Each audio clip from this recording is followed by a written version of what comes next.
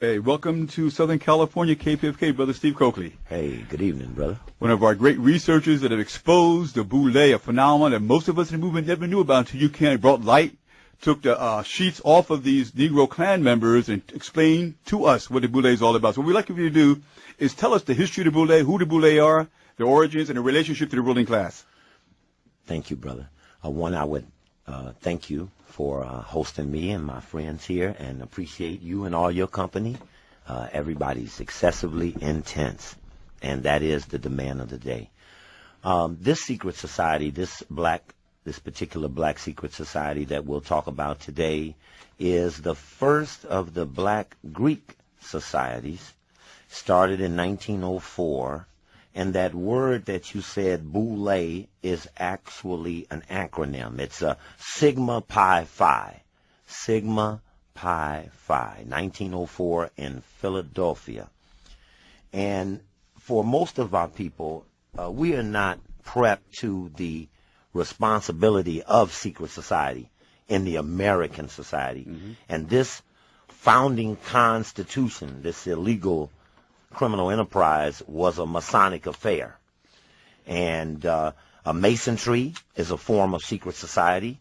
There are other well-known secret societies like Skull and Bones at Yale, of which this corrupt president and his father were members of. And it is that society that the black society modeled itself after. So when they wrote their first history book, The History of Sigma Pi Phi, by a very noted black author, University president Charles Wesley, who wrote the history book for the Elks, the Prince Hall Masons, National Council of Negro Women, Alpha Phi Alpha, and Sigma Pi Phi. And as a result, in page 28 of its first history book, it noted that it wanted to be like Skull and Bones at Yale. It was right here in Los Angeles at the Good Life on a Friday night.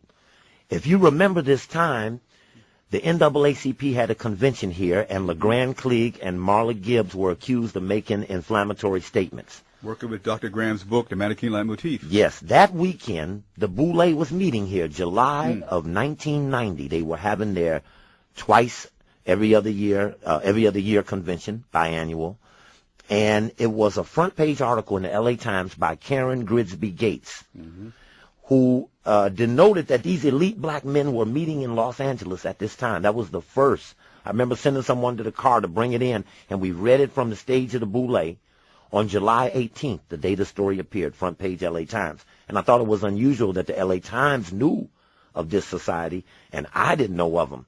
Now, for our audience to understand, I'm starting off trying to explain to black people the impact of international policy groups like the Trilateral Commission, the Council on Foreign Relations, when the bankers began to take over the American cities in the 70s, New York 75, Cleveland 77, Chicago 79, and here in California they used Proposition 13 to suck up the surplus out the budget, and bankers began to take over from municipalities the governing of the cities. And as I was scratching, I could not figure out how was there such black complicity in this centralization of worldwide power, the New World Order. It's on the dollar bill, pyramid by white men who never built one, never saw one, but they emulated this symbol.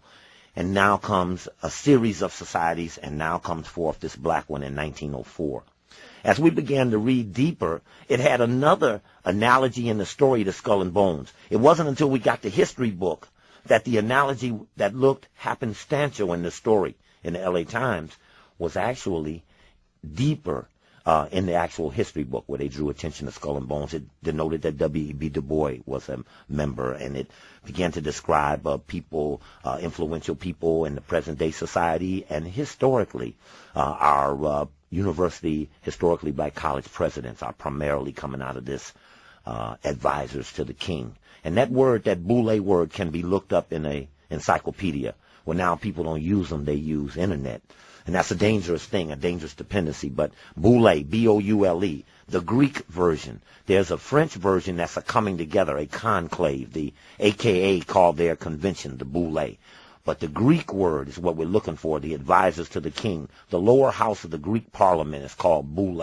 And if you know the American congressional system, Senate, 6 years, more power, authority, only 100 2 per state. Congress, 435, have to run every 2 years. Your lower house has less power and authority. So it appears as if, in finding the Boule, that within it was a subordination to something else. And in its history book, it drew attention. Here's a logo. And this is their logo is a Grecian sphinx. It's an animal. And this Grecian sphinx is similar to a griffin or a gargoyle. Kind of ironically, the Boule had their convention in Los Angeles in 1941. At where else? Griffin Park. And this logo, this symbol, is a guardian animal. This would be similar to a Rottweiler or a dog or a German Shepherd. They tend to protect something higher than itself. Let me ask you a question. Mm-hmm. I went to Howard University, for instance, and a number of African so-called Greek societies, fraternities, as well as in our community, there's a number of secret, semi-secret organizations. How is the Boule different than the numerous fraternities and groups in our community? What is the relationship to the ruling class? Father, son. The nine make up the axis of the Black Greek dynasty. There are 4 male societies, 4 female societies, and the Boule make the 9th one. They're the first, 1904 series, the Alphas. I'm not versed in the exact order, but I have all of their history books, and each of them draw attention to things where they got their ritual from. The Deltas draw attention to Freemasonry, said our ritual came from Mary Church Terrell, whose husband, Robert Terrell, was head of the Masonic Lodge in Washington, D.C. Mary Church Terrell, Mary Church, is the daughter of the first black millionaire in America, Robert Church of Memphis, Tennessee. Huge mausoleum to him there. Those societies, those 4 male, those 4 female, and the Boule tend to make up a aristocracy. We talked in the park about the 10%, not in the sense of us in exclusivity, but them in the terms of deputizing 10% of the population to assure that the 90% never catch on. And it's very important to know that if you look to Alpha Phi Alpha website, there's alphas, kappas, Qs, and Phi Beta Sigma. There's Zeta Phi Beta, Delta Sigma Theta, AKA, and Delta, I'm missing somebody, Sigma Gamma Rho. If you look to, say, the Alpha website, they brag about being 95% of all black lawyers. Now, if the Alphas are 95% of the black lawyers, what does that leave the Kappas, the Qs? Okay, now we're in the 90s. They claim to be 65% of the black accountants, the lawyers, the doctors, dominating. And it may be that our professions are dominated by people in the Greek societies. At Howard, there was a student that I tried to help get a doctorate in engineering. Very exclusive about giving them out. If you get one, you're set for life. Morgan State, Howard are very exclusive. Took big money from governments to make engineers, but the brothers weren't coming out.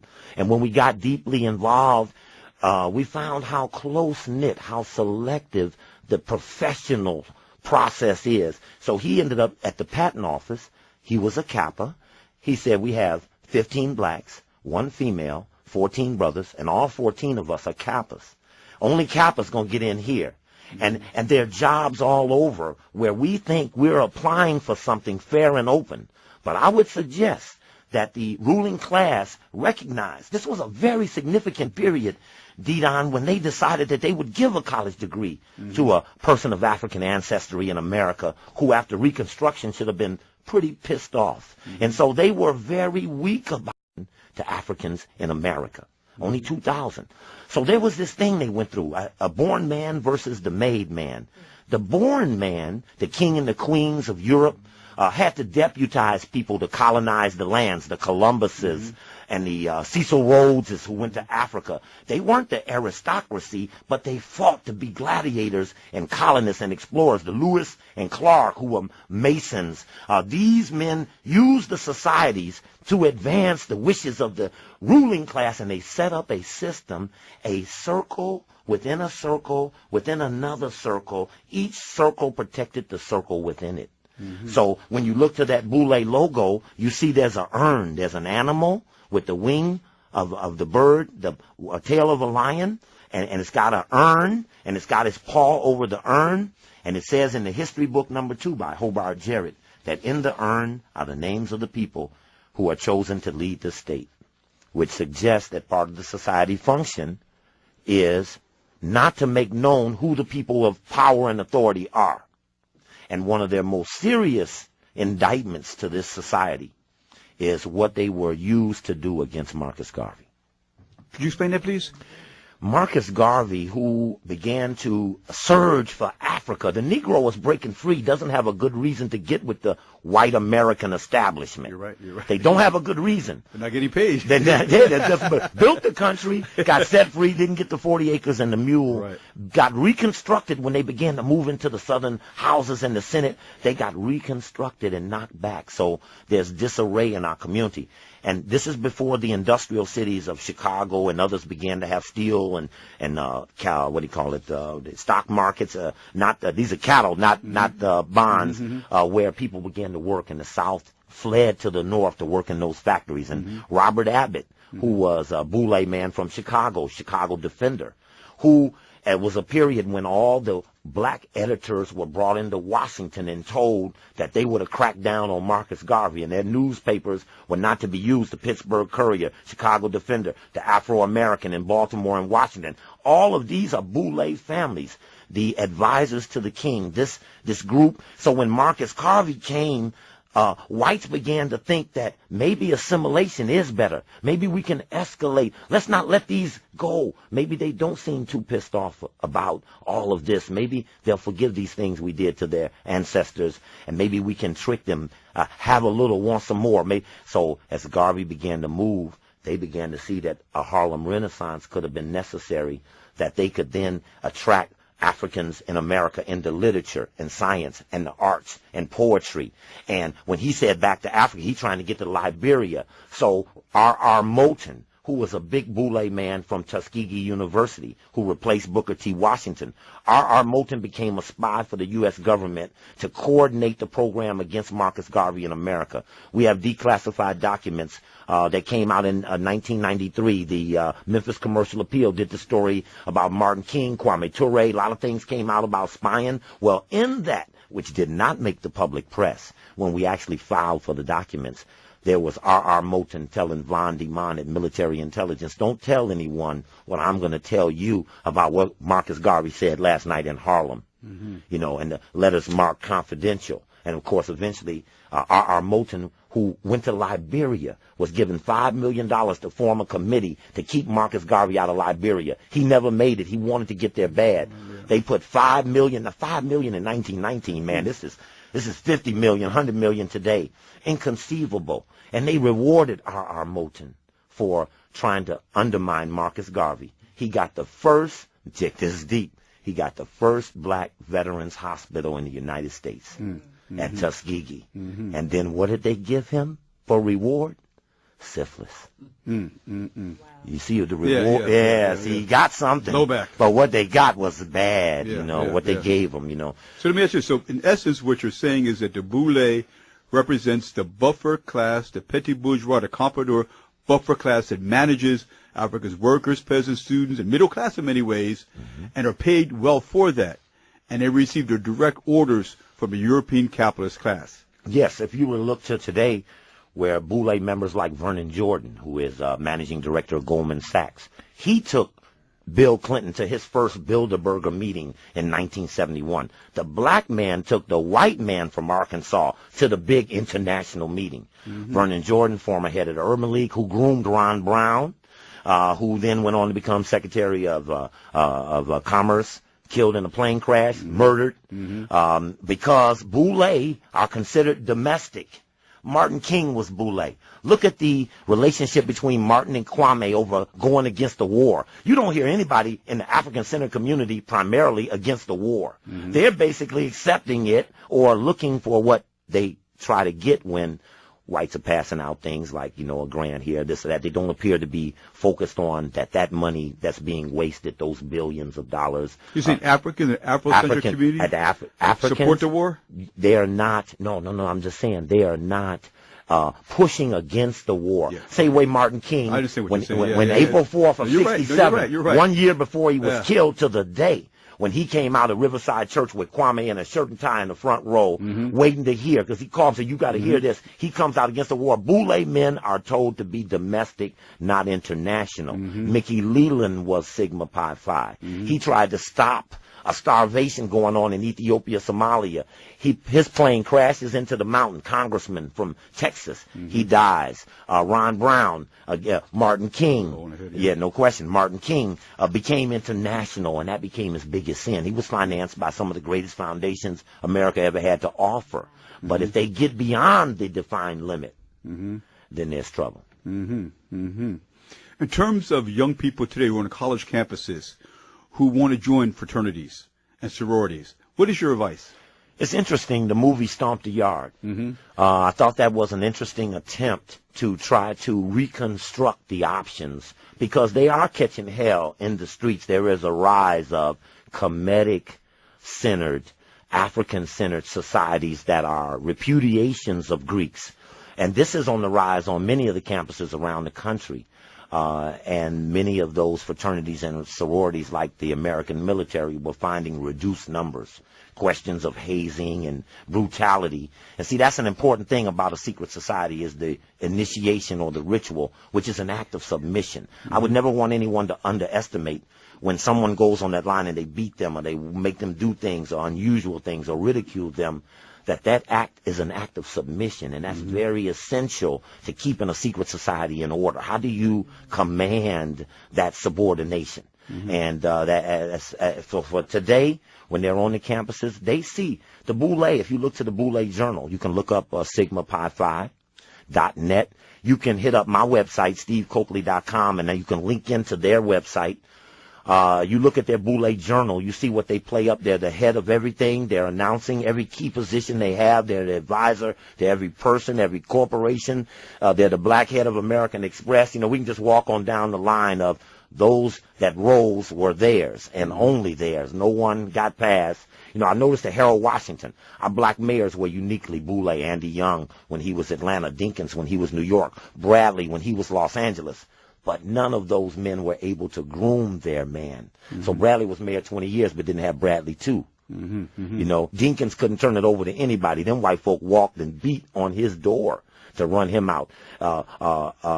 Different cities. Detroit, Coleman Young was not a Boule member. Harold Washington was not a Boule member. And the relationship between the white financial firms and Harold Washington was uniquely different than it was with men who were more trusted.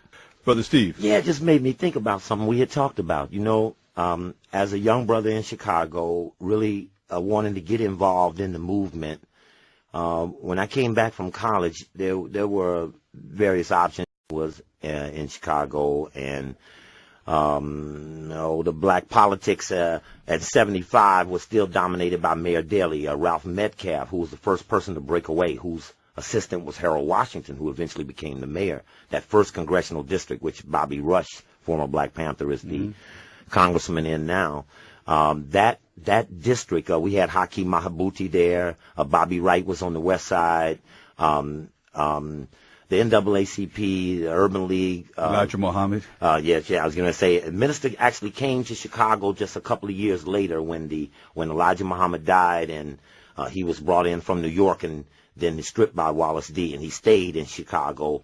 With that period of coming back, there was not a lot of things to get involved in. As I'm scratching, I found a book, None Dare Call It Conspiracy. It's a white, right-wing kind of guidebook. And it says sometimes some things about us are communists or something.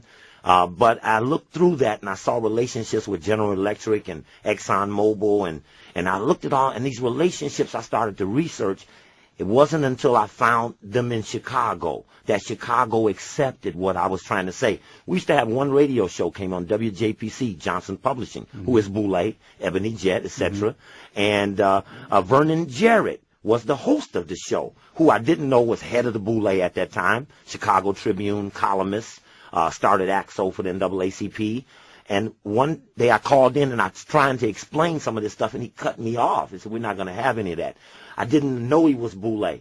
When I ended up becoming special assistant to the mayor, the other special assistant was Erwin France, who was head of Model Cities under Mayor Daley. He was an alpha like the mayor, they buddies, all of this and that. But I was a threat to him, but I didn't know at that time he was head of the Boule. It wasn't until later. And then that's when I went to my friends, my African-centered friends in Chicago, and said, hey, man, I'm researching these white folks, and I think I found the black folks connected to the white folks. And then I started finding black folks' names, African-centered black folks' names. Jay Carruthers, you know, and now Jay Carruthers is my hero in Chicago. He's in a group with Bobby and Conrad and Bob Starks, a lot of people, Anderson Thompson, people I love. He said, man, we got to talk. Let's talk about that. And I started looking up other names. I saw Asa Hilliard's name, and so I felt that as I began to get deeper into this relationship, I began to notice that my African-centered friends were less happy about me getting to the bottom of this, and they wanted to focus me on, I remember they taking me in a room. I used to work for Bobby Wright. I remember them taking me in the research room. They had put this map of the United States, and they had all these little pin boards on Montana, Utah, Wyoming. Said, now we want you to focus on these guys. I said, well, what bank do they run? And I was trying to say that the First National Bank of Chicago was Chase Manhattan, because the guy left Chase, came to Chicago, took it over. Well, time came. First National Bank of Chicago merged with Bank One of Ohio. They merged with the National Bank of Detroit. That's the region. They all merged with Chase, who had just merged with J.P. Morgan. And now Rockefeller got the banks from New York all the way to Chicago, nonstop. Every one of them locked down.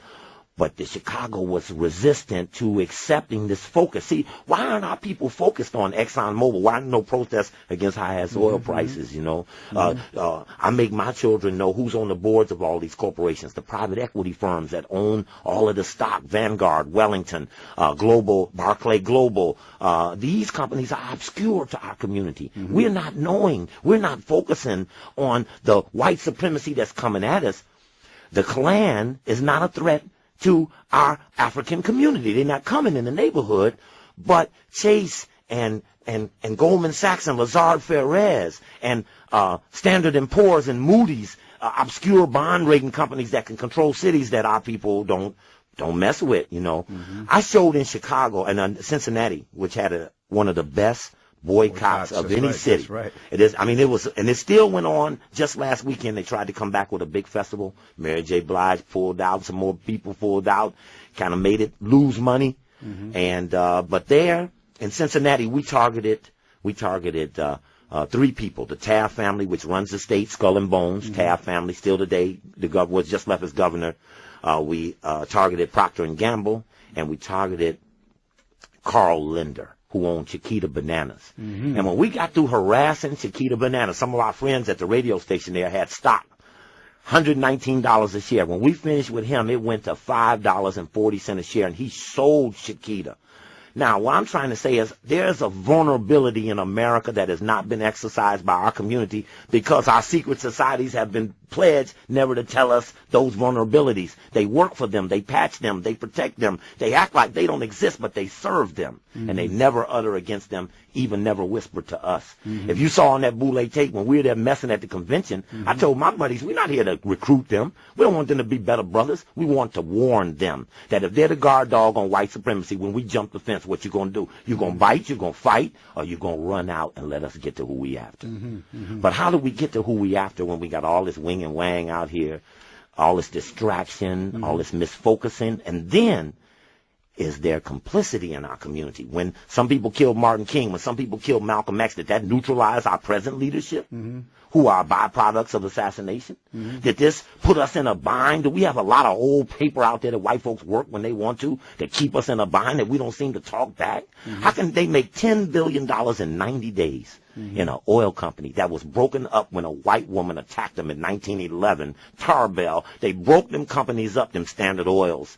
And then they brought them all back together. Exxon got with Mobil, Chevron got back with Texaco, and all the things Rockefeller broke up got put back together. Let me ask you a question. So would you say, because it seems to me the common denominator of all the corporations in the system you're talking about is capitalism/imperialism. So that in fact, organizations that are anti-capitalist as a theoretical formulation and specifically target these multinational corporations, oligarchies, that is the path of liberation for African people and destruction of this economic and political system.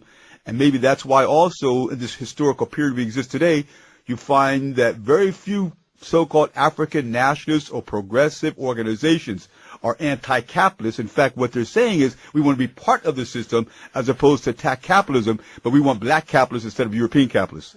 And you know, it's the one thing we have to be careful for as time has progressed. If you were to go to Toynbee Hall in London when they created social work, when the rich felt it was necessary to infiltrate the poor so that they aspired through the tentacles of the rich that had been spread out amongst them, that if you fought capitalism all day and you ended up not fighting the social service network, you would find there's another aspect that might not even pledge to be capitalist at all, might pledge to be helping the people.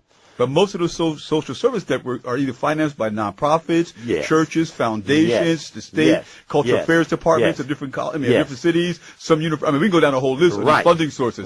So in the final analysis, if we go after the capitalist system as a theoretical formulation, but pinpoint, as you say, with laser hair, focus the specific corporations as a category to be assessed, especially in terms of the impact upon African people, like you say, the Poor's, the Standard, and these multiple bond associations that finance or definance infrastructure in our communities, and as capitalists now going to Iraq and Afghanistan to build their economic and social structure at the expense of ours. There is a web. There is a web. There's sports. They're the media. They're education. They're social service. They're astronauts. They're the church. They are all of that. They are the secret societies too. And they all work in a loose-knit fashion, and they keep disagreements within a manageable limit.